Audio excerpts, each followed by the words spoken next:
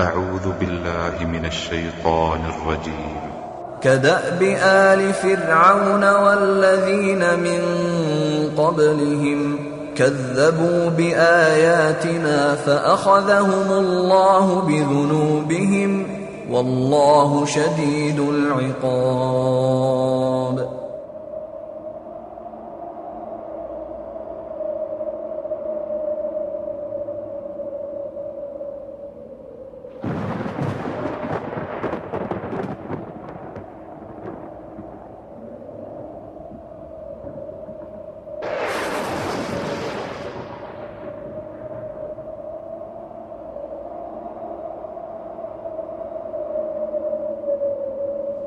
إن الحمد لله نحمده ونستعينه ونستغفره ونعوذ بالله من شرور أنفسنا ومن سيئات أعمالنا من يهده الله فلا مضل له ومن يضلل فلا هادي له وأشهد أن لا إله إلا الله وحده لا شريك له وأشهد أن محمدا عبده ورسوله أما بعد فإن خير الحديث كتاب الله وخير الهدي هدي محمد صلى الله عليه وسلم وشر الأمور محدثاتها وكل محدثة بدعة وكل بدعة ضلالة وكل ضلالة في النار. رب اشرح لي صدري ويسر لي أمري واحلل عقدة من لساني يفقهوا قولي. رب أعوذ بك من همزات الشياطين وأعوذ بك رب أن يحضرون. أعوذ بالله السميع العليم من الشيطان الرجيم. قال فرعون وما رب العالمين قال رب السماوات والأرض وما بينهما إن كنتم موقنين. قال لمن حوله ألا تستمعون قال ربكم ورب آبائكم الأولين. قال إن رسولكم الذي أرسل إليكم لمجنون. قال رب المشرق والمغرب وما بينهما إن كنتم تعقلون. قال لئن اتخذت إلها غيري لأجعلنك من المسجونين. سال اسلامی اور ہجری سال شروع ہوئے تقریباً ایک ہفتہ ہو گیا ہے. پچھلے ہفتہ کے دن محرم کی پہلی تاریخ تھی اور اس اعتبار سے انشاءاللہ کل ہفتہ 8 اتوار 9 اور پیر 10 تاریخ یوم عاشورہ. نبی اکرم صلی اللہ علیہ وسلم سے یہ سوال کیا گیا جو کہ صحیح مسلم اور سنن اربع ابو داود، ترمذی، نسائی اور ابن ماجہ میں اور مسند امام احمد میں موجود ہے. نبی صلی اللہ علیہ وسلم سے پوچھا گیا ای الصیام افضل بعد رمضان، اے اللہ کے نبی رمضان کے بعد افضل ترین روزہ کن دنوں کا ہے؟ تو نبی اکرم صلی اللہ علیہ وسلم نے جواباً ارشاد فرمایا شہر اللہ الذی تدعونہ المحرم، رمضان کے بعد سب سے زیادہ فضیلت والے روزے اس مہینے کے ہیں جسے تم محرم کہتے ہو. رمضان کے بعد افضل ترین روزے ماہ محرم کے جو کہ شروع ہو چکا ہے، اور اس ماہ محرم کے سارے مہینے کے روزے تو ظاہر ہے کہ نبی صلی اللہ علیہ وسلم نے کبھی نہیں رکھے. جیسا کہ آپ کی زوجہ محترمہ ام المومنین حضرت عائشہ صدیقہ رضی اللہ عنہا بیان فرماتی ہیں کہ رمضان کے سوا آپ نے کبھی کسی مہینے کے مکمل روزے نہیں رکھے. تو اس کا معنی یہ ہوا کہ ماہ محرم کے روزے آپ بکثرت رکھا کرتے تھے. رمضان کے بعد سب سے افضل ترین روزے اسی رمضان کے بعد محرم کے قرار دیے گئے، لیکن پورا مہینہ نہیں. 2 4 6 8 10 15 20 روزے تک، 25 تک بھی، لیکن پورا مہینہ نہیں. اور خاص طور پر اس ماہ محرم میں چونکہ سال شروع ہوتا ہے، اللہ کا شکر ادا کرتے ہوئے کہ پچھلا پورا سال ہمارا خیر و عافیت سے گزر گیا، اور آئندہ اللہ رب العزت سے دعائیں کرنے کے لیے روزے کی حالت میں دعائیں زیادہ قبول ہوتی ہیں دعائیں کرنے کے لیے کہ اگلا سال بھی اچھا گزرے، اس کے لیے ضروری ہے کہ ماہ محرم کے روزے رکھے جائیں، اور اگر کوئی زیادہ نہیں رکھ سکتا 13، 14 اور 15 یہ ایام بیز ہیں، اس کے روزے بہت سارے لوگ ہر مہینے رکھتے ہیں۔ پیر اور جمعرات کا روزہ ہر ہفتے کے 2 روزے ہیں، بکثرت لوگ یہ بھی رکھتے ہیں۔ اگر کوئی بھی روزہ نہ رکھ سکیں تو کم از کم 2 روزے اس ماہ محرم کے ضرور رکھ لینے چاہیے۔ اور وہ 2 روزے کون سے ہیں؟ ایک اس سال اتوار کا اور دوسرا پیر کا، کیونکہ یہ ضروری نہیں ہے کہ ہر سال اتوار پیر ہی 9-10 کو آئے۔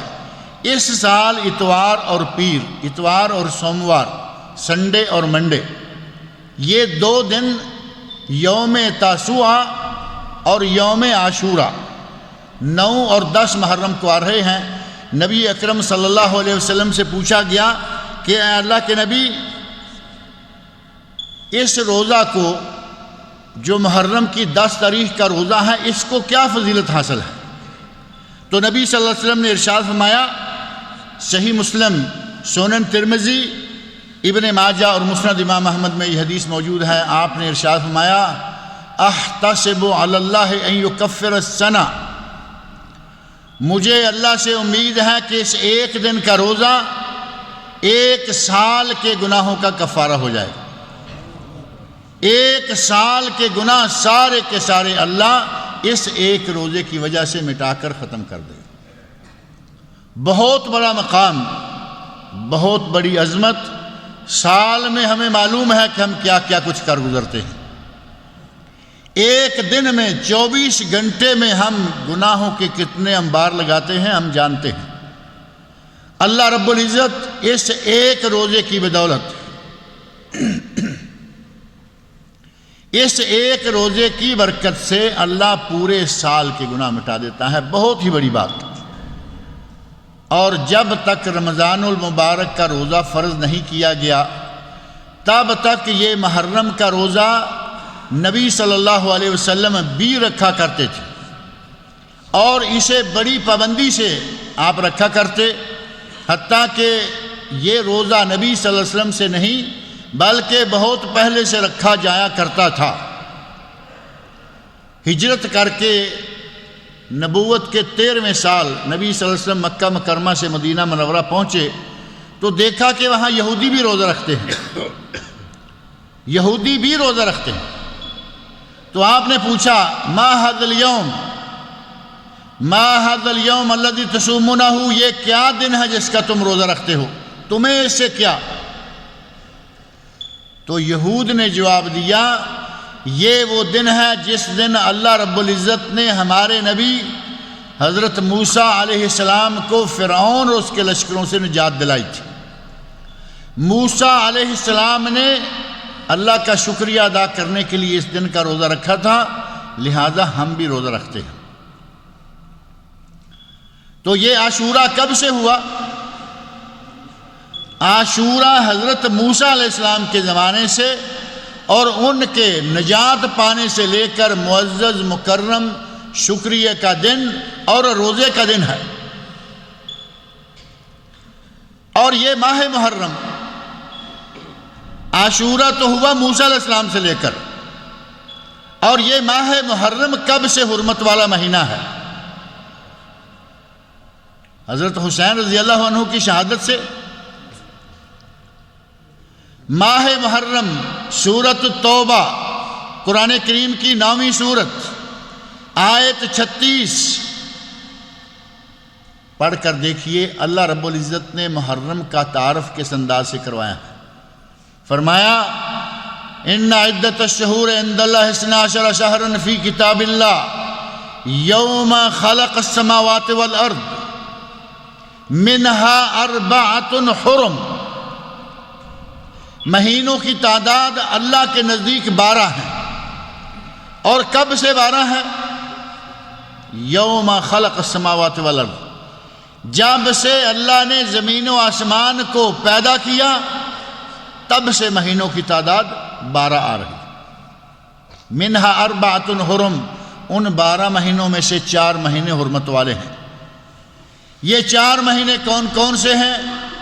قرآن کریم میں نہیں ہے، کیونکہ قرآن کریم نے اصول بیان کر دیا کہ 4 مہینے حرمت والے، اور اللہ رب العزت کی طرف سے خاص ہدایت کے ساتھ نبی اکرم صلی اللہ علیہ وسلم کا صحیح حدیث میں یہ ارشاد موجود ہے کہ وہ 3 مہینے اکٹھے ہیں، ثلاث متوالیات، 3 مہینے مسلسل متوالیات ایک دوسرے سے ملے ہوئے، ذوالقعدہ، ذوالحجہ، محرم، 3 مہینے اکٹھے آتے ہیں، ورجب مضر الذی بین جمادی و شعبان، اور چوتھا مہینہ ہے جو جمادی الثانی اور شعبان کے درمیان ہے، اور وہ کون سا ہے؟ رجب۔ 4 مہینے حرمت والے، ان میں سے ایک محرم۔ حرمت کب سے؟ یوم خلق السماوات والارض، جب اللہ نے زمین و آسمان بنائے اس وقت سے لے کر مسلسل حرمت والا۔ حضرت حسین رضی اللہ عنہ کی شہادت سے اس محرم کا کوئی تعلق نہیں، ان کی شہادت محرم میں ہوئی، لیکن زمین و آسمان کی تخلیق کے کتنے ہزار سال بعد اللہ عالم۔ اور اس 10 محرم کا بھی حضرت حسین رضی اللہ عنہ سے کوئی تعلق نہیں۔ 10 محرم حضرت موسیٰ علیہ السلام کے زمانے سے روزے کا دن چلا آ رہا ہے، خاص دن چلا آ رہا ہے، اور نبی اکرم صلی اللہ علیہ وسلم نے بھی اس دن کا روزہ رکھا اور فرمایا مسلمانوں کو کہ مسلمانوں تم بھی روزہ رکھا کرو۔ اور جب یہودیوں نے کہا کہ موسیٰ علیہ السلام نے روزہ رکھا ہم بھی رکھتے ہیں، تو نبی صلی اللہ علیہ وسلم نے ارشاد فرمایا انا احق منکم بموسیٰ، موسیٰ علیہ السلام نے شکریہ ادا کرنے کے لیے روزہ رکھا، موسیٰ پر میرا تم سے بھی زیادہ حق ہے، میرا زیادہ حق ہے کہ میں ان کی نجات پر خوش ہوں۔ اسی خوشی میں فرمایا کہ ہم بھی روزہ رکھیں۔ اور صحیح بخاری، صحیح مسلم، مسند امام احمد، ابو داود اور حدیث کی کتابوں میں یہ بات موجود ہے، نبی صلی اللہ علیہ وسلم نے اس دن کا روزہ رکھا، صحابہ کرام کو روزہ رکھنے کا حکم فرمایا۔ اور صحیح مسلم اور مسند امام احمد اور سنن وغیرہ میں حدیث موجود ہے، ارشاد فرمایا لَإِنْ عِشْتُ إِلَىٰ قَابِلٍ لَأَصُومَنَّ التَّاسِعَ، یہودیوں کی مخالفت کرتے ہوئے، کیونکہ ایک دن کا روزہ تو یہودی بھی رکھتے ہیں، ہم ان کی مخالفت کرتے ہوئے ایک کی بجائے 2 دن روزہ رکھیں گے، اور وہ 2 دن کیا بنیں گے؟ 9 اور 10۔ بڑی تاکید کے ساتھ فرمایا لا اصومن، میں یقیناً روزہ رکھوں گا، کون سا؟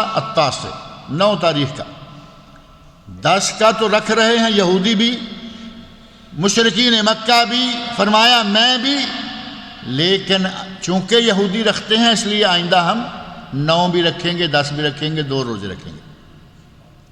اور ایک حدیث میں آتا ہے کہ یہود کی مخالفت کے لیے 1 دن پہلے رکھ لو یا 1 دن بعد میں رکھ لو، یعنی اکیلا 10 کا روزہ نہ رکھو بلکہ 1 دن پہلے یا 1 دن بعد۔ اگر کسی کو 9 تاریخ بھول گئی، دماغ سے نکل گئی کہ آج 9 تاریخ ہے، روزہ رکھنا ہے، روزہ نہیں رکھ پایا، یہود کی مخالفت کرنے کے لیے 10 کے ساتھ ہی 11 کا لگا دیں۔ اس کے لیے دونوں طرح کے آپشن موجود ہیں، چاہے تو 9-10 کا کر لے، چاہے تو 10-11 کا کر لے۔ اور بعض علماء نے کہا کہ اگر کوئی 3 دن کے روزے رکھ لے، کیونکہ محرم میں تو بہت زیادہ روزے رکھنے چاہیے، اگر کوئی 9, 10 اور 11 کا رکھتا ہے بہترین شکل، سب سے زیادہ ثواب۔ اور اگر کوئی صرف 9 اور 10 کا رکھتا ہے تو دوسرا درجہ، اور اگر کوئی صرف 10 اور 11 کا رکھتا ہے تو تیسرا درجہ، اور اگر کوئی صرف 10 کا رکھ لیتا ہے تو اس کا چوتھا درجہ۔ لیکن صحیح ترین عمل، بہترین عمل یہ ہے کہ نبی صلی اللہ علیہ وسلم نے فرمایا ہم 9 کا بھی رکھیں گے، 9 اور 10 کا صحیح حدیث کی روشنی میں سب سے بہترین عمل۔ اگر 11 کا ساتھ لگاتا ہے تو وہ اضافی زائد ہو جائے گا۔ اور نبی اکرم صلی اللہ علیہ وسلم کے بارے میں حضرت ابن عباس، مسند امام احمد میں حدیث موجود ہے، حضرت ابن عباس فرماتے ہیں کہ نبی صلی اللہ علیہ وسلم نے یہ خواہش ظاہر فرمائی کہ میں زندہ رہا تو آئندہ سال میں 9 کا بھی رکھوں گا، لیکن نبی صلی اللہ علیہ وسلم اگلے سال تک زندہ نہیں رہے۔ آپ نے اگلے سال کا محرم نہیں دیکھا اور اگلے سال آپ نے روزہ نہیں رکھا، لیکن رکھنے کا عزم فرمایا، لہذا یہ سنت طے ہو گئی۔ یہودیوں نے کہا کہ یہ موسیٰ علیہ السلام نے اللہ کا شکر ادا کرتے ہوئے روزہ رکھا تھا، اور اللہ کا شکر کس بات پر تھا؟ وہ تو بڑا مشہور و معروف واقعہ ہے کہ فرعون کو اللہ نے غرق کیا، موسیٰ علیہ السلام کو اللہ نے نجات دی۔ اور یہ واقعہ فرعون اور موسیٰ کا واقعہ سورۃ الشعراء میں، قرآن کریم کی سورۃ الشعراء میں یہ واقعہ موجود ہے، اسی طرح سورہ طٰہٰ میں یہ موجود ہے، اسی طرح قرآن کریم کے دیگر مقامات پر یہ واقعہ موجود ہے۔ حضرت موسیٰ علیہ السلام کی قوم بنی اسرائیل مسلمان، ان مسلمانوں کو اللہ رب العزت نے، بنی اسرائیل کو اس فرعون سے نجات دلائی تھی، اور نجات کتنے بڑے ظالم سے، اپنے زمانے کا سب سے بڑا ٹیررسٹ۔ آج لوگ کہتے ہیں مسلمان ٹیررسٹ ہوتے ہیں، مسلمان کبھی ٹیررسٹ نہیں ہوئے، نہ کبھی پہلے تھے، نہ آج ہیں، اور نہ کبھی مسلمان آئندہ ٹیررسٹ ہوگا۔ ٹیررسٹ ہمیشہ کافر رہا ہے، ہمیشہ ٹیررسٹ کافر، ارہابی کافر، دہشت گرد صرف کافر۔ حضرت موسیٰ علیہ السلام اور فرعون کا واقعہ آپ کھول کر دیکھ لیں۔ اس ٹیررسٹ نے اس زمانے میں لوگوں کو اکٹھے کیا، فحشر فنادى، سورۃ النازعات آیت نمبر 24، لوگوں کو اکٹھے کیا، ندا دی، جب اکٹھے ہو گئے تو ان سب میں اعلان کیا، انا ربکم الاعلی، میں تمہارا اعلیٰ رب ہوں۔ اندازہ کریں کہ اس زمانے میں اس نے گلوبل ولیج بنا کر اپنے نظام کو سارے لوگوں پر نافذ کرنا چاہا، کہا کہ میں گلوبلائزیشن کر کے سارے لوگوں کا اکٹھا رب بننا چاہتا۔ اعلیٰ کا معنی یہ ہوا نا کہ میرے مقابلے میں دوسرا کوئی رب نہیں، جیسے آج بھی بعض ملکوں نے کہا کہ ہمارے مقابلے میں دوسرا کوئی ملک نہیں ہے، کہا یا ہمارے دوست یا ہمارے دشمن، تیسرا کوئی بلاک ہی نہیں۔ یہ آج کے ٹیررسٹ، وہ اس زمانے کا ٹیررسٹ کہتا ہے میں تمہارا اعلیٰ رب۔ اللہ رب العزت نے موسیٰ علیہ السلام کو دنیا میں لانا تھا، باطل کے مقابلے میں اللہ آدم علیہ السلام سے لے کر مسلسل حق کو لاتا رہا ہے۔ ابلیس کی شکل میں باطل اٹھا، اللہ رب العزت نے آدم علیہ السلام کو اس کے مقابلے میں رکھا۔ اللہ نے آدم علیہ السلام کو عزت بخشی اور ذلیل کو ابلیس کو ذلیل کیا، آدم کو عزت بخشی، اور یہ سلسلہ مسلسل چلتا رہا۔ پوری تاریخ انسانی پر نگاہ ڈال کر دیکھیں، ہر زمانے میں حق بھی رہا اور باطل بھی رہا، حق اور باطل ہر زمانے میں موجود۔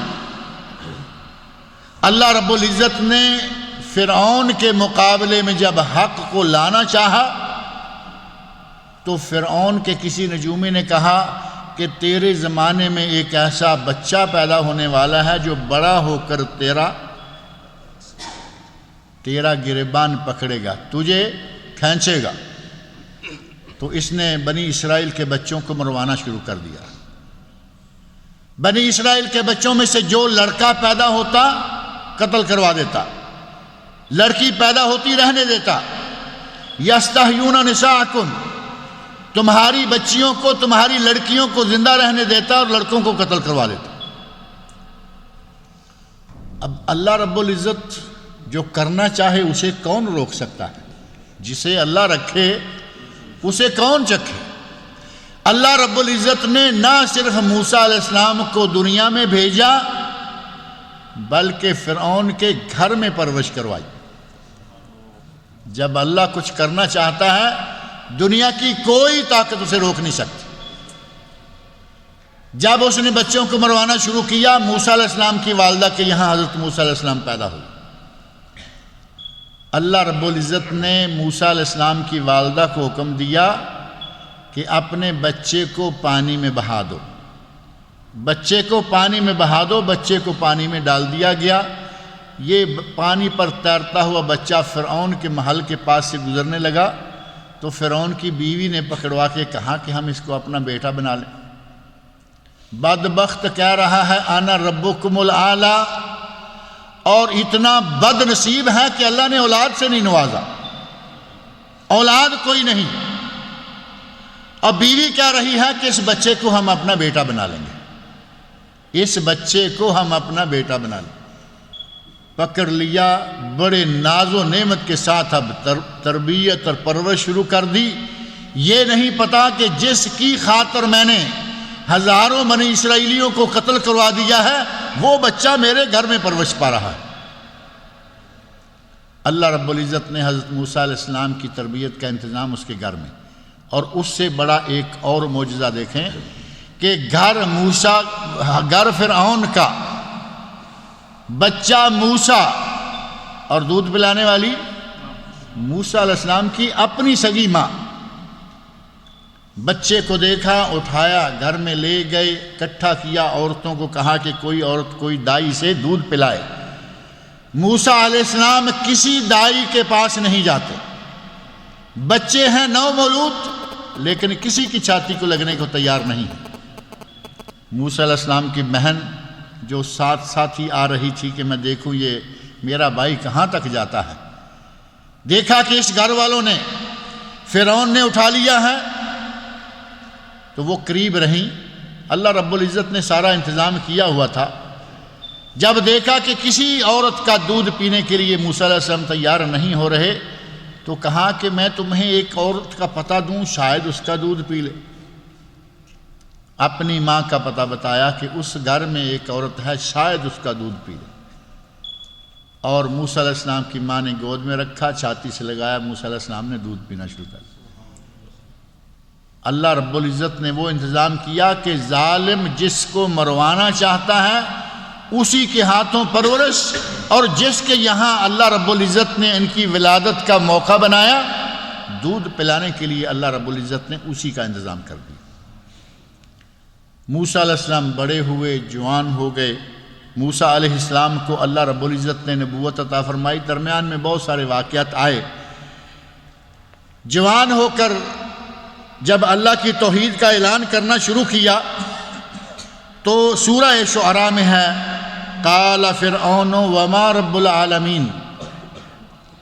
موسیٰ علیہ السلام کہتے ہیں کہ اللہ رب العالمین کی عبادت کرو، اسی ایک کو پکارو، رب العالمین صرف ایک ہے۔ یہ جو تمہیں کہہ رہا ہے انا ربکم الاعلی، یہ رب نہیں ہے، رب العالمین وہ ہے۔ تو فرعون کہتا ہے وما رب العالمین، تعجب کر کے لوگوں کے سامنے انکار کرتے ہوئے کہتا ہے وما رب العالمین، رب العالمین کیا ہے، میں رب ہوں۔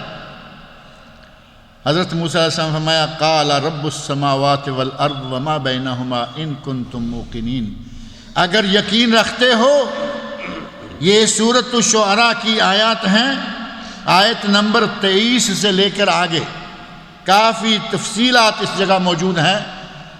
اللہ رب العزت نے اپنا تعارف کروایا موسیٰ علیہ السلام کی زبانی اور فرمایا کہ اگر تم یقین رکھتے ہو تو رب وہ ہے جو آسمانوں اور زمینوں کو پیدا کرنے والا، اور فرعون میں یہ طاقت کہاں ہے کہ زمین اور آسمان بنا۔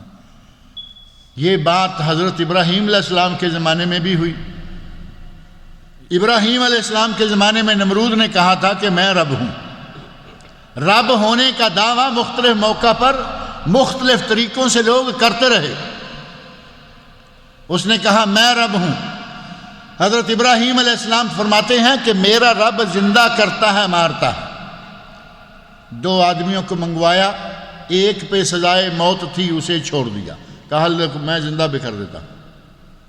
ایک کو قتل کر دیا، فرمایا یہ کہنے لگا کہ یہ دیکھو میں نے مار دیا۔ جس کو نہیں مار سکتا کوئی، میں نے مار دیا۔ جس پہ سزا یا قتل یا موت واجب ہے اسے میں نے چھوڑ دیا۔ کئی رنگ اپناتا ہے۔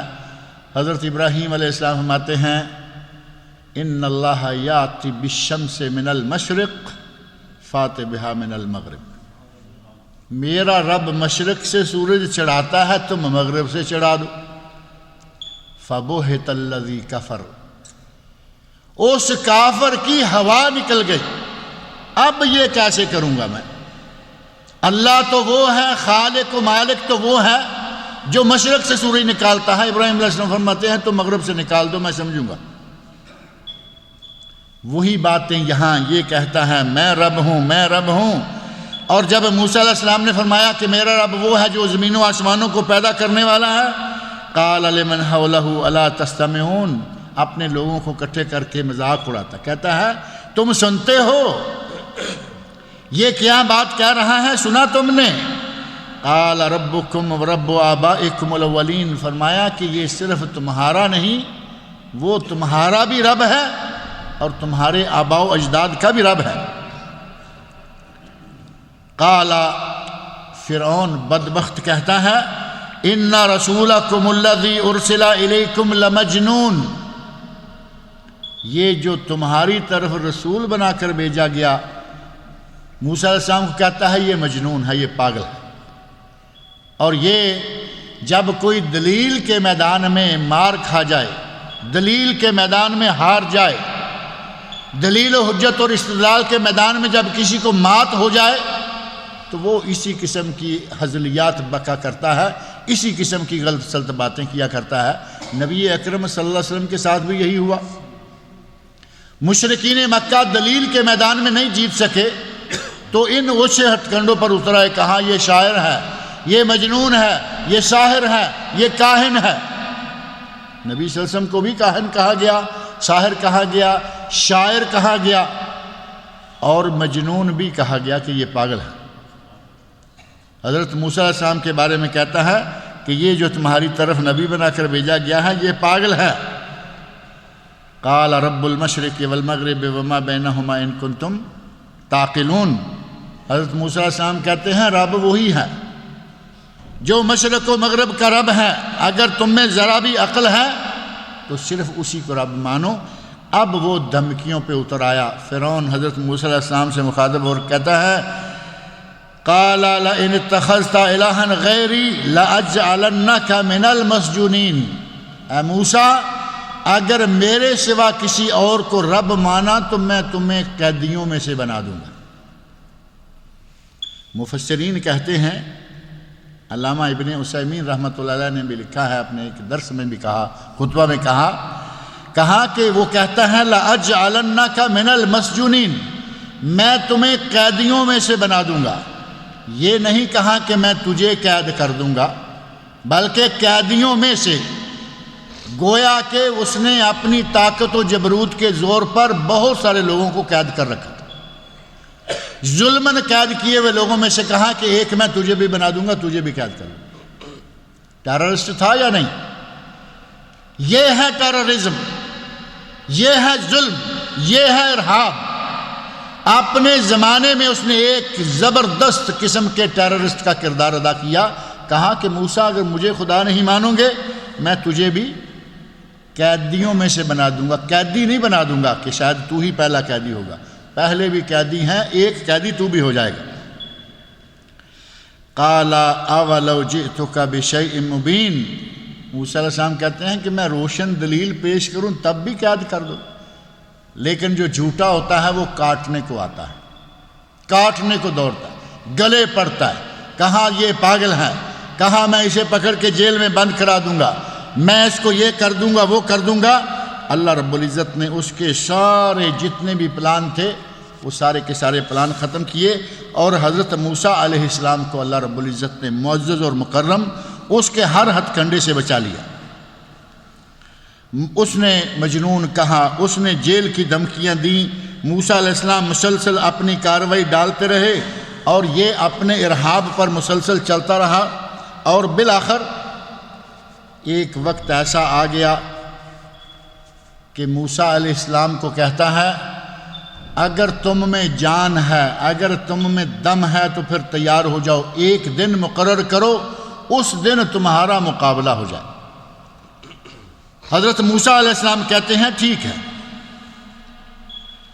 فَلَنَاتِيَنَّكَ بِسِحْرٍ مِثْلِهِ فَاجْعَلْ بَيْنَنَا وَبَيْنَكَ مَوْعِدًا لَا نُخْلِفُهُ نَحْنُ وَلَا أَنْتَ مَكَانًا سَوَاءً۔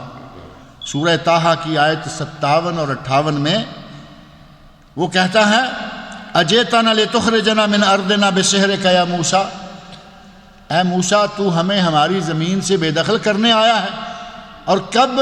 اپنے سحر کے ساتھ۔ آیت نمبر 57،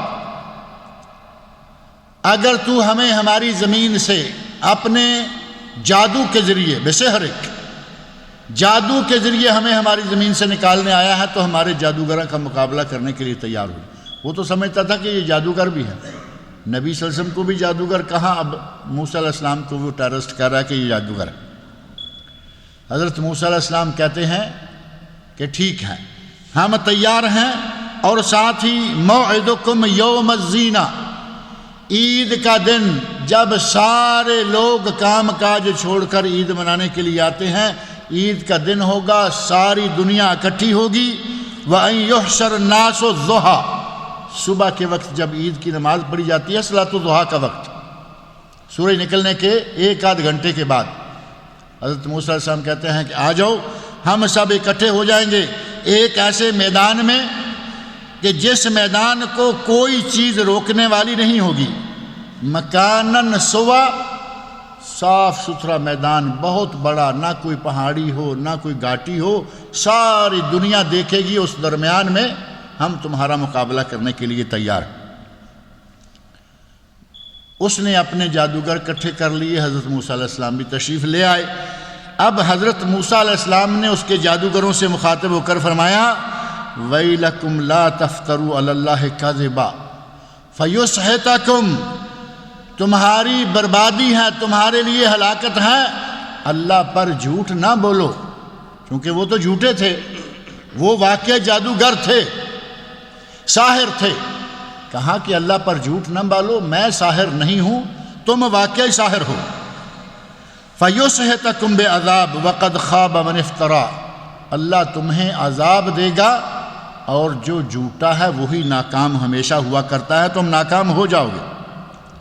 حضرت موسیٰ علیہ السلام نے جب یہ بات کہی تو اس کلمہ کا ان کے دل و دماغ پر اتنا اثر ہوا کہ وہ سارے ہتھیار پھینک گئے، کہنے لگے کہ یہ کیسے، اللہ ہمیں عذاب دے گا، یہ سچا نبی ہے، ہم جھوٹے ہیں۔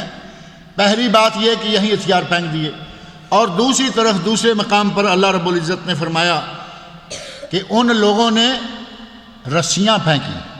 جب باقاعدہ میدان جنگ شروع ہوئی، جادوگروں کا مقابلہ شروع ہوا، ان جادوگروں نے رسیاں پھینکی اور وہ سانپوں کی طرح چلنا شروع ہو گئے۔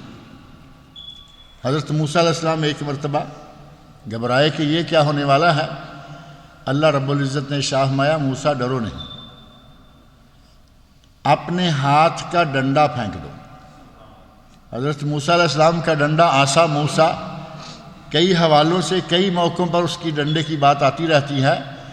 موسیٰ علیہ السلام جس ڈنڈے سے بکریوں کے لیے پتے جاڑتے ہیں، جس ڈنڈے پر ٹیک لگا کر کھڑے ہوتے ہیں، جس ڈنڈے میں بہت سارے فائدے اور بھی ہیں، اتوکا علیہا واحش بہا علی غنمی ولی فیہا معارب اخری۔ موسیٰ علیہ السلام سے اللہ نے پوچھا موسیٰ یہ کیا ہے، تو فرمایا یہ میرا ڈنڈا ہے، ہیا عصایا، یہ میرا ڈنڈا ہے، اس پر میں ٹیک لگا کے کھڑا ہوتا ہوں، اس سے میں بکریوں پر پتے جھاڑتا ہوں، ولی فیہا معارب اخری، میرے اور بھی اس میں بہت سارے فائدے، اور بھی بہت سارے فائدے ہیں۔ اللہ رب العزت نے اسی ڈنڈے کو کہا پھینکو، وہ بہت بڑا سانپ بن گیا، اژدہا۔ دوسرا فائدہ بھی آ گیا نا اللہ کی طرف سے۔ اور ایک مولوی ترجمہ کرتے کرتے جذبات میں آ کے کہتا ہے وَلِيَ فِيهَا مَعَارِبُ أُخْرَىٰ، میں پتے جھاڑتا ہوں، میں ٹیک لگاتا ہوں، اگر سامنے وہابی آ جائے تو میں اس کے سر پہ دے مارتا ہوں۔ ترجمہ کرنے والوں کے بھی قربان جائیے، رنگ رنگ کے ترجمے. کہاں میرے لیے اور بھی فائدے ہیں، وہاں بھی سامنے آ جائے تو اس کے سر پہ بھی دے مار. اللہ رب العزت نے فرمایا موسیٰ الق عصاک، اپنا ڈنڈا پھینک دو. ڈنڈا پھینکا فاذا ہی ثعبان مبین، وہ بہت بڑا ثعبان، بہت بڑا اژدہا، بہت بڑا سانپ بن گیا، حرکت کرنے لگا. اور جتنی انہوں نے رسیاں پھینکی تھی اور سانپ بن کے وہ ہل رہی تھیں، ساری کی ساری رسیوں کو نگل گیا، ساری رسیاں کھا گیا. اب جو بڑے زوردار طریقے سے اتنا بڑا لائے تھے اپنا مقابلہ کرنے کے لیے اساز و سامان، دیکھا کہ ہمارا سارا جادو تو ایک لقمے میں یہ نکل گیا ہے، کہا یہ جادوگر نہیں ہو سکتا. اب وہ سارے کے سارے جتنے بھی اس کے جادوگر ہیں فَأُلْقِيَ السَّحَرَةُ سَاجِدِينَ. سورہ شعراء آیت نمبر 46 میں فرمایا کہ وہ سارے کے سارے جادوگر جو ہیں اُلْقِيَ السَّحَرَةُ سَاجِدِينَ، وہ سجدے میں گر گئے، اللہ سے معافیاں مانگنے لگے کہ اے اللہ یہ ہماری غلطی ہے، یہ سچا نبی ہے، ہم جھوٹے ہیں، ہم ہی جادوگر ہیں. قالوا آمنا برب العالمین، کہنے لگے کہ ہم رب العالمین پر ایمان لائے، ہم اس فرعون کی غلامی سے نکلے. رب موسیٰ و ہارون، جو حضرت موسیٰ علیہ السلام کا اور ان کے بھائی ہارون کا رب ہے، اے اللہ ہم اس پر ایمان لائے. اب یہ ظالم کہتا ہے کہ میں تمہیں سزا دوں گا، تمہارے ہاتھ اور بازو، ہاتھ اور پاؤں الٹے رخ کاٹ دوں گا. کہنے لگا کہ میں تمہیں الٹے رخ تمہارے ہاتھ اور بازو کاٹوں گا. لَأُقَطِّعَنَّ أَيْدِيَكُمْ وَأَرْجُلَكُمْ مِنْ خِلَافٍ وَلَأُصَلِّبَنَّكُمْ أَجْمَعِينَ. دایاں ہاتھ کاٹوں گا، بائیں ٹانگ کاٹوں گا، اور بالآخر سب کو صلیب پر چڑھا دوں گا، سولی چڑھا دوں گا. اب ظاہر ہے کہ یہ اتنا بڑا دھمکی نما اعلان سن کر وہ کیا کرتے؟ ہمارے جیسے ہوتے تو کہتے کہ جان چھڑاؤ یہاں سے، لیکن انہوں نے جان چھڑانے والی بات نہیں کہی. انہوں نے بالکل صاف صاف لفظوں میں کہا قالوا لا ضیر انا الی ربنا لمنقلبون. اے فرعون کوئی پرواہ نہیں، آج تم ہمیں سولی چڑھا دو گے، کل ہم اپنے رب کے حضور پیش ہو جائیں گے. اور صحیح ایمان پر ہو کر جب رب کے حضور پیش ہوں گے تو پھر ظاہر ہے کہ ہمارا انجام اچھا ہوگا. تم جو کر سکتے ہو کر لو. لن نؤثرک علی ما جاءنا من البینات، موسیٰ ہمارے پاس واضح روشن نشانیاں لایا ہے، نہ ہم تمہیں اس پر ترجیح دیتے ہیں. والذی فطرنا، اور وہ ذات جس نے ہمیں پیدا کیا ہے، ہم ان پر تجھے ترجیح نہیں دے سکتے. فاقض ما انت قاض، تو جو کر سکتا ہے کر لے. کہتے ہیں جو جی میں آئے، جو تمہارا جی چاہے کر لو. فاقض ما انت قاض انما تقضی هذه الحیات الدنیا. کیا کر لو گے؟ اس دنیا کی زندگی ختم کر لو گے، اس کے علاوہ تو کچھ نہیں کر سکتے. انا آمنا بربنا لیغفر لنا خطایانا، ہم ایمان لائے اپنے رب پر تاکہ وہ ہماری خطاؤں کو معاف کر دے. وما اکرہتنا علیہ من السحر، اور جو تو نے ہمیں مجبور کیا کہ ہم جادو کے کرتب دکھائیں، جادو سیکھیں، پر جادو چلائیں، ان سب خطاؤں کی بھی اللہ تعالی ہمیں معافی دے دے گا. واللہ خیر و ابقا، اللہ ہی بہتر اور ہمیشہ باقی رہنے والا ہے. حضرت موسیٰ علیہ السلام کا ساتھ دیا، اور ان لوگوں کو سحرۃ موسیٰ کو بھی اس نے سب کو سزا دی، قتل کیا، قتل و غارت کے جتنے بھی کام تھے کر سکتا تھا کیا. اور بالآخر ایک وقت آیا، یہ لوگ جو آج ایمان لائے، کوئی نماز پڑھنے کا موقع نہیں ملا، روزہ رکھنے کا موقع نہیں ملا، حج زکوٰۃ کوئی چیز نہیں، صرف کفر سے ایمان لائے، شہید کر دیے گئے، عند اللہ سرخ روح ہو گئے. اصحاب الاخدود جو ایمان لائے اور ان کو آگ میں جلا دیا گیا. یہ جنوب کی طرف وہ علاقہ الاخدود آج بھی موجود ہے. پچھلے جمعہ کے دن اخبار میں یہ بات موجود تھی، اردو نیوز میں، کہ کچھ لوگوں نے مطالبہ کیا ہے کہ الاخدود کو آثار قدیمہ کا حصہ بنا دیا جائے، یعنی محفوظ کر لیا جائے، کیونکہ یہ قرآن کریم میں وارد مقام ہے۔ انہیں بھی اللہ نے بغیر نمازوں کے جنت دی، سحرۃ و موسیٰ کو بھی اللہ نے بغیر نمازوں کے جنت دی، کیونکہ ان کا آخری کلمہ توحید ہوا، اور کلمہ توحید پڑھتے ہی اللہ پہلے تمام گناہوں کو معاف کر دیتا۔ گناہ سارے ختم ہو گئے، پیچھے کیا بچ گیا؟ کلمے کا وزن، اور کلمے کا وزن ساری دنیا سے زیادہ ہے۔ کلمے کی برکت سے اللہ نے انہیں بخش لیا۔ ایک وقت آ گیا کہ حضرت موسیٰ علیہ السلام اس ظالم سے تنگ آ گئے، فرعون سے تنگ آ گئے۔ جب آدمی دلیل سے نہیں مانتا تو پھر مارو پکڑو جلاؤ گراؤ جلاؤ، یہ کرو وہ کرو۔ جیسے موجودہ دور کے ٹیررسٹ نے افغانستان میں، عراق میں، یہاں وہاں مسلمانوں کے ساتھ کرنا شروع کر رکھا کہ پکڑو مارو، اس نے بھی یہی کیا، کہا پروگرام بنایا کہ سب لوگ اب اس کے پیچھے لگ جائیں، موسیٰ اور اس کو ماننے والے لوگوں کو پکڑے ماریں۔ اللہ رب العزت نے حضرت موسیٰ علیہ السلام کو حکم دیا اور فرمایا، اے موسیٰ ان اسر بعبادی، سورہ طٰہٰ آیت 77 میں یہ بات موجود ہے۔ اللہ رب العزت نے موسیٰ علیہ السلام کو حکم دیا کہ اے موسیٰ رات کے وقت شہر سے نکل جاؤ، راتوں رات اندھیرے میں شہر سے نکل جاؤ اور اس علاقے کو چھوڑ دو۔ ایک وقت آیا موسیٰ علیہ السلام قوم جا رہے ہیں، پیچھے فرعون چونکہ ساری کوششوں میں تھا کہ ہم نے ان کو بھاگنے نہیں دینا۔ جیسے ہی خبر ملی اس نے سارے لوگوں کو اعلان کر دیا کہ جتنے لوگ میری قوم کے ہیں، میری فوج کے ہیں، سارے اکٹھے ہو جاؤ، موسیٰ اور اس کی قوم کو پکڑنا ہے۔ آگے آگے موسیٰ علیہ السلام، پیچھے یہ بدبخت۔ اور جب حضرت موسیٰ علیہ السلام کی قوم نے دیکھا کہ آگے دریائے احمر آ گیا ہے، البحر الاحمر، ریڈ سی، سامنے ریڈ سی ہے اور پیچھے فرعون کی فوجیں ہیں۔ فلما ترا الجمعان قال اصحاب موسیٰ انا لمدرکون، جب دونوں جماعتوں نے ایک دوسرے کو دیکھ لیا، وہ آگے جا رہے ہیں یہ پیچھے آ رہے ہیں، تو موسیٰ علیہ السلام کی قوم کے جو تھوڑے سے لوگ کہتے ہیں موسیٰ ہم تو پکڑے گئے، آگے پانی ہے جا نہیں سکتے، پیچھے وہ ظالم آ رہا ہے۔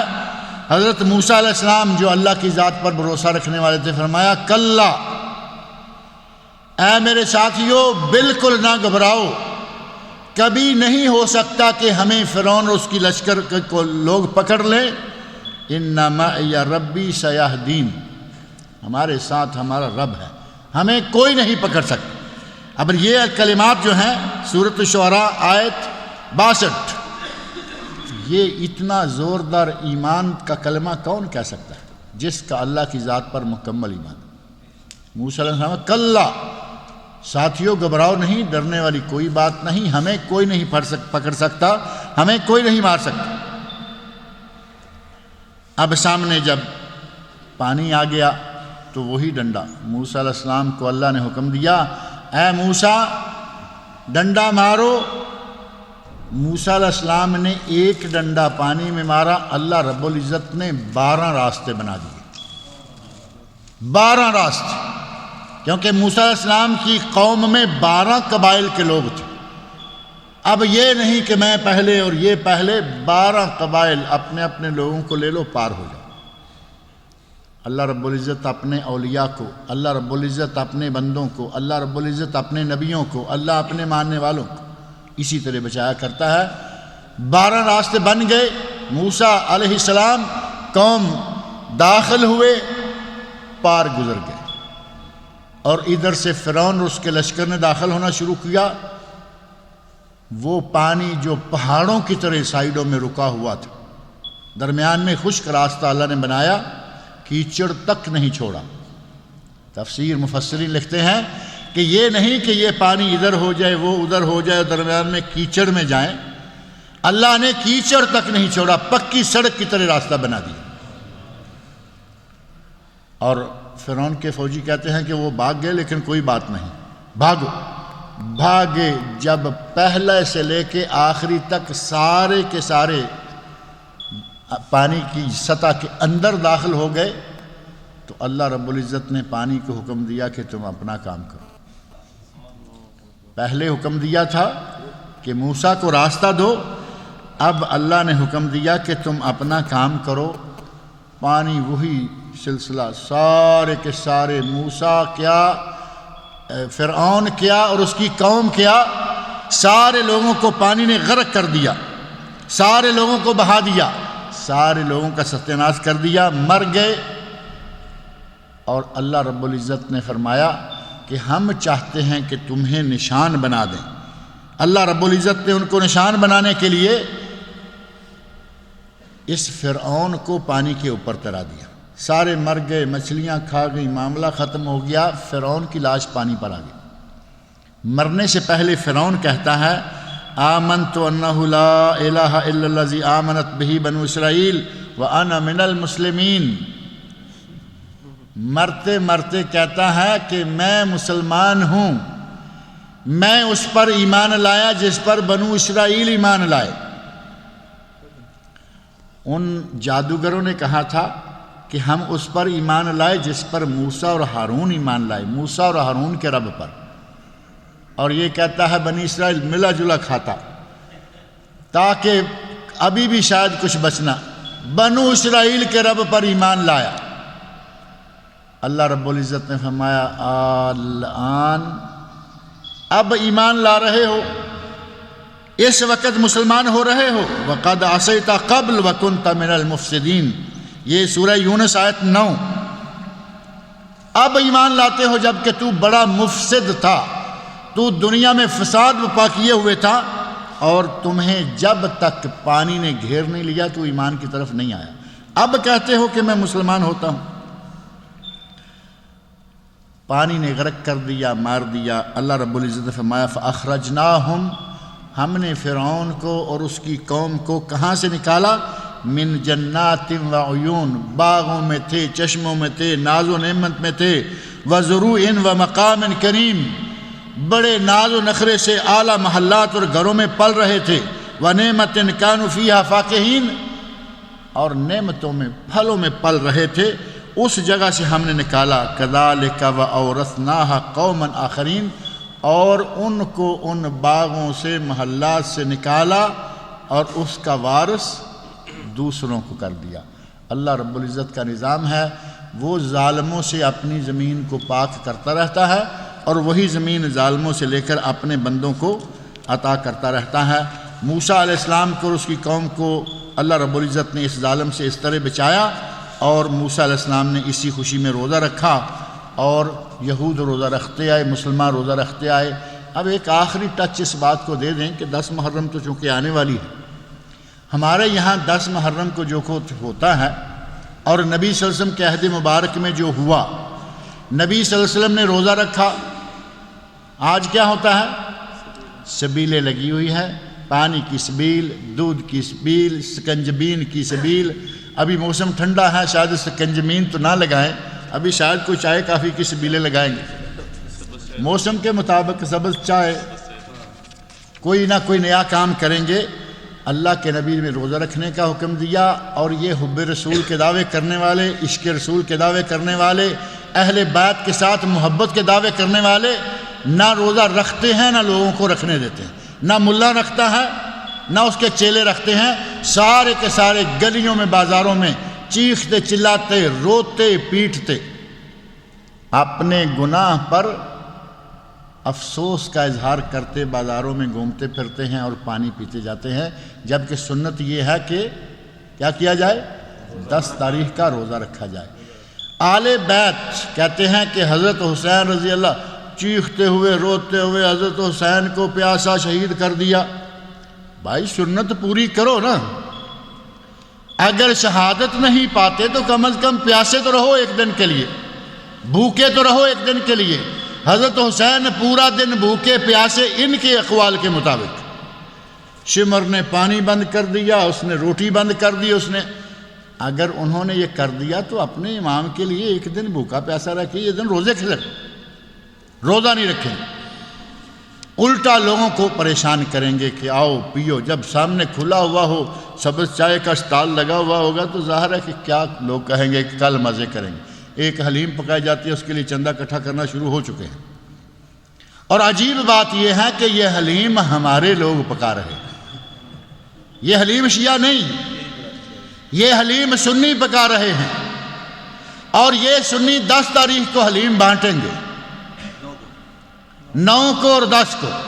کتنا شرم کا مقام ہے کہ نبی صلی اللہ علیہ وسلم روزہ رکھیں، روزہ رکھنے کا حکم دیں، ایک دن کے روزے کو سال کے گناہوں کا کفارہ قرار دیں، اور یہ اپنے آپ کو اہل سنت والجماعت، صرف اہل سنت پر اکتفا بھی نہیں کرتے، ہم اہل سنت والجماعت ہیں، اور سنتوں کے بخیے ادھیڑیں گے یہ 10 تاریخ، کوئی سنت وہاں نہیں رہے گی۔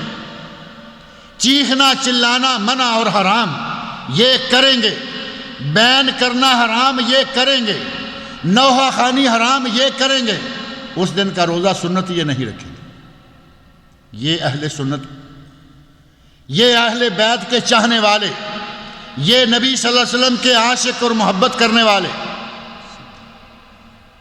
وہ تو ظالم اپنے کرتوتوں پر رو رہے ہیں، وہ تو اپنے کرتوتوں پر رو رہے ہیں کہ ہم حسین کو کیوں قتل کر بیٹھے۔ بات ہے یا نہیں؟ اللہ تعالیٰ نے کوئی موقع دیا تو میں انشاءاللہ العزیز قرآن کریم کے حوالوں سے، تاریخ کے حوالوں سے ثابت کروں گا کہ روتا پیٹتا وہ ہے جس نے قتل کیا، قرآن کریم سے اور تاریخ کے حوالوں سے۔ کبھی ایسا موضوع آیا تو انشاءاللہ تفصیل سے میرے سامنے وہ سارے واقعات موجود ہیں۔ خود ہی قتل کرتے ہیں، خود ہی روتے ہیں، ڈرامہ، وہی ڈرامہ آج ان لوگوں نے رچایا ہوا۔ کوفہ والوں نے انہی لوگوں نے قتل کیا جو آج رو رہے ہیں، چیخ رہے ہیں، چلا رہے ہیں، بین کر رہے ہیں، یہی حسین کے قاتل ہیں خود رضی اللہ تعالی عنہ۔ اللہ رب العزت اہل سنت کو سمجھنے کی توفیق عطا فرمائے، وہ تو سمجھ سے نکلے ہوئے ہی ہیں، کم از کم اہل سنت کو تو سمجھنے کی توفیق عطا فرمائے۔ تم 10 تاریخ کو کیوں چلاتے ہو؟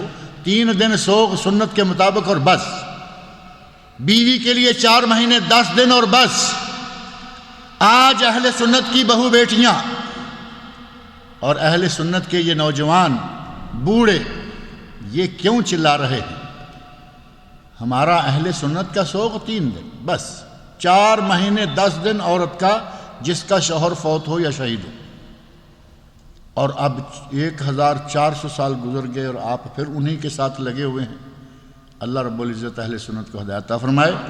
اللہ تعالیٰ دوسروں کو جو نبی صلی اللہ علیہ وسلم کے صحابہ کو گالیاں بکتے ہیں، اللہ رب العزت ان کو ہدایت عطا فرمائے، صحیح پکا سچا مسلمان بنائے، یا پھر اللہ رب العزت ان کو اس روئے زمین سے اٹھا لے۔ نبی کی بیوی عائشہ رضی اللہ عنہا، جس کی عظمت قرآن کریم میں اللہ نے نازل کی، جو اسے بد دعائیں دے، جو اس پر لعن طعن کرے، جو اس کو گالیاں بکے، اللہ رب العزت اسے اس زمین سے اٹھا لے، یا ہدایت دے دے یا اٹھا لے۔ بیک وقت یہ اللہ رب العزت کا ہی حلم ہے کہ اپنے اتنے پاک باز بندوں کو اتنی بد زبانی کرنے والوں کو بھی روزی روٹی دے رہا ہے، یہ اسی کا خاص ہے، لیکن اللہ ان کو ہدایت دے یا ان کو اٹھا لے۔ اللہ تعالیٰ مجھے اور آپ سب لوگوں کو نیک عمل کی توفیق عطا فرمائے۔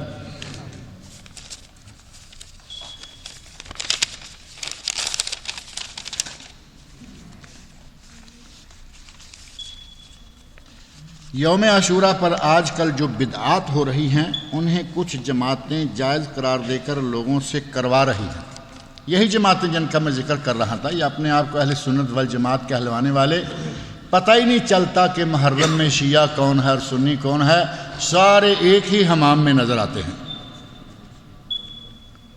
غسل جنابت کا طریقہ عورت کا اور مرد کا، غسل جنابت کا طریقہ دونوں کا ایک ہی ہے، نماز کا طریقہ دونوں کا ایک ہی ہے، لباس الگ ہیں، جگہیں الگ ہیں، جگہ الگ، لباس الگ، لیکن کیفیت، طریقہ ادائیگی مرد کا عورت کا ایک، غسل کا بھی اور اس کا بھی، نماز کا بھی۔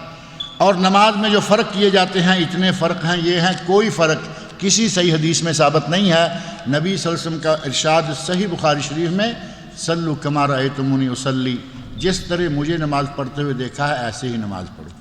آپ نے نہیں فرمایا کہ مرد تو میری طرح نماز پڑھیں اور عورتیں کس کی طرح نماز پڑھیں، فرمایا میری طرح نماز پڑھو، کوئی فرق نہیں ہے۔ لہذا غسل کا طریقہ مردوں کا عورتوں کا ایک ہے، مختصر انداز سے یہ کہ پہلے استنجا کریں، اس کے بعد مکمل وضو کریں، پاؤں کے نیچے سے پانی اگر نکل رہا ہے، نکاسی کا نظام صحیح ہے تو پاؤں بھی دھو لیں، اور اگر پاؤں کے نیچے سے پانی نہیں نکل رہا، نکاسی صحیح نہیں ہے، ڈرینیج صحیح نہیں ہے، تو پاؤں کو چھوڑ دیں، باقی مکمل وضو کر لیں۔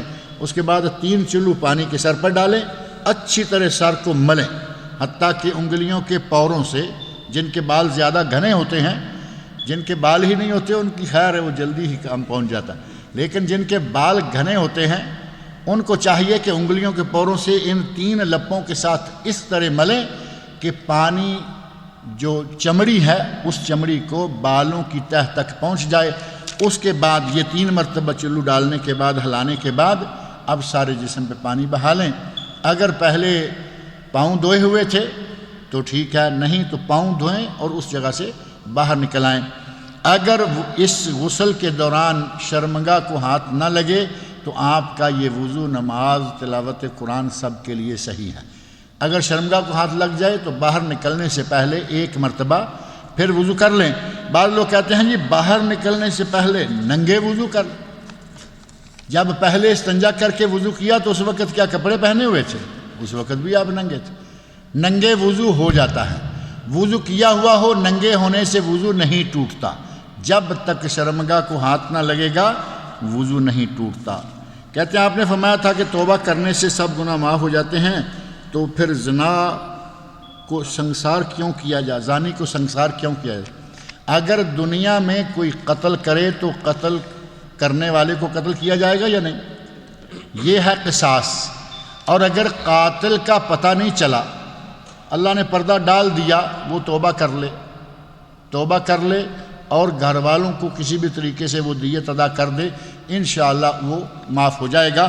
اسی طرح زنا کا پتہ نہ چلے، اللہ نے پردہ رکھ لیا، اللہ رب العزت اس کو بھی معاف کرے گا۔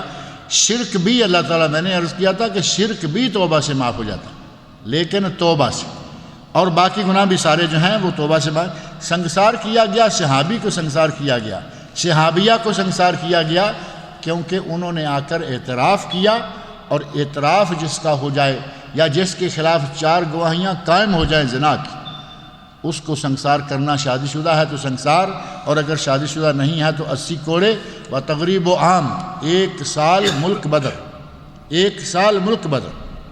یہ سزا ہے کنوارے یا کنواری زانی زانیہ کی، اور شادی شدہ زانی زانیہ سنسار یا رجم، لیکن جب وہ باقاعدہ نصاب شہادت سے 4 گواہوں سے زانی ثابت ہو جائیں، یا کوئی خود آ کے اعتراف کر لے، تب بھی الاعتراف رأس الادلہ۔ فقہ کی زبان میں کہا گیا کہ اعتراف سب دلیلوں سے بڑی دلیل ہے۔ آدمی کہتا ہے کہ میں نے یہ گناہ کیا، اس سے بڑی اور دلیل کیا ہے؟ اب قاضی کا کام ہے، جیسا کہ نبی صلی اللہ علیہ وسلم نے پیغام بھیجا، حضرت ماعز بن مالک اسلمی رضی اللہ عنہ کے گھر والوں کو پیغام بھیجا، خاندان والوں کو پیغام بھیجا کہ یہ ماعز کہیں پاگل تو نہیں، یعنی کہیں ایسا نہ ہو کہ مینٹل ہو اور اسی کیس میں آ کے کہے کہ میں نے کر لیا۔ انہوں نے کہا کہ وہ بالکل صحیح ہے، اس کے دماغی لحاظ سے کوئی کمی نہیں ہے۔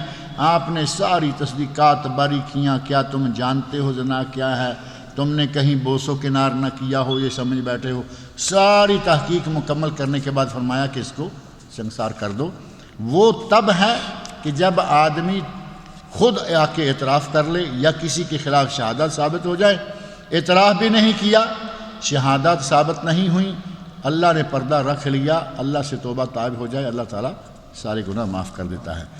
آج کے مسلمان، بالخصوص پاکستان کے، ہندوستان کے بھی لگا لیں، مسلمان ایک جیسے ہی ہیں، پاکستان میں ہوں یا ہندوستان میں ہوں، یا دیگر ممالک کے مسلمان سجدہ میں گر پڑیں، توبہ کریں اور آج کے فرعون سے کہہ دیں کہ کر لے جو تو کر سکتا ہے، ہم توبہ کر لیں، ایمان تازہ کر لیں تو اللہ کی مدد ضرور آئے گی، انشاءاللہ آئے گی۔ اور یہ صحیح بات ہے، آج کے فرعون کے خلاف بھی اور پچھلے فرعونوں کے خلاف بھی آتی رہی، قیامت تک جو فرعونیت کا دعویٰ کرے گا، اسلام کے خلاف ٹیررسٹ بن کے آئے گا، قیامت کے دن تک اللہ اس کی مدد ضرور کرتا رہے گا۔ ہمارے علماء توبہ کی طرف رغبت کیوں نہیں دلاتے؟